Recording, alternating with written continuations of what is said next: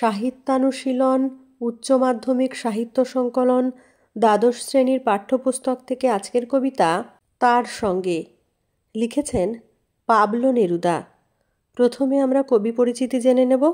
Pablo Neruda 12ই July 1904 সালে জন্মগ্রহণ করেন। 23শে সেপ্টেম্বর 1973 সালে মারা যান। ছিলেন চিলির বিখ্যাত কবি, কূটনীতিক ও রাজনীতিবিদ।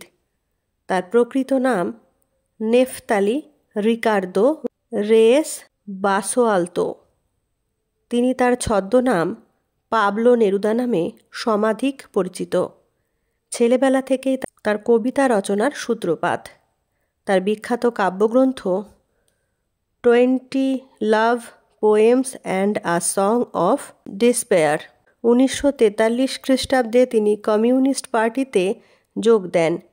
প্রতিবাদী কবিতা